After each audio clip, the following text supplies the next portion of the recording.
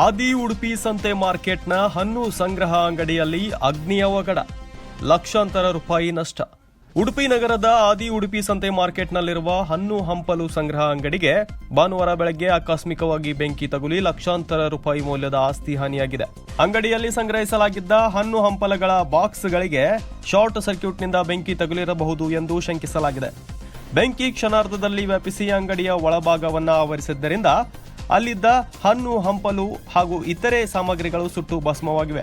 ಘಟನೆಯ ಮಾಹಿತಿ ತಿಳಿಯುತ್ತಿದ್ದಂತೆ ಅಗ್ನಿಶಾಮಕ ದಳದ ಸಿಬ್ಬಂದಿ ಸ್ಥಳಕ್ಕೆ ಧಾವಿಸಿ ಬೆಂಕಿ ನಂದಿಸುವ ಕಾರ್ಯಾಚರಣೆ ಕೈಗೊಂಡಿದ್ದು, ಸಿಬ್ಬಂದಿಯ ಸಮಯೋಚಿತ ಕಾರ್ಯಾಚರಣೆಯಿಂದ ಬೆಂಕಿ ಪಕ್ಕದ ಅಂಗಡಿಗಳಿಗೆ ವ್ಯಾಪಿಸುವುದನ್ನು ತಡೆಯಲಾಯಿತು ಎಂದು ತಿಳಿದು ಬಂದಿದೆ. ಘಟನೆಯಲ್ಲಿ ಯಾವುದೇ ಪ್ರಾಣಹಾನಿ ಸಂಭವಿಸಿಲ್ಲ. ಆದರೆ ಅಂಗಡಿಯಲ್ಲಿದ್ದ ಸಾಮಗ್ರಿಗಳು ಬೆಂಕಿಗೆ ಆಹುತಿಯಾಗಿದ್ದು ಲಕ್ಷಾಂತರ ರೂಪಾಯಿ ನಷ್ಟ ಉಂಟಾಗಿದೆ ಎನ್ನಲಾಗಿದೆ. Bureau report, Shreya news Kannada, Udupi.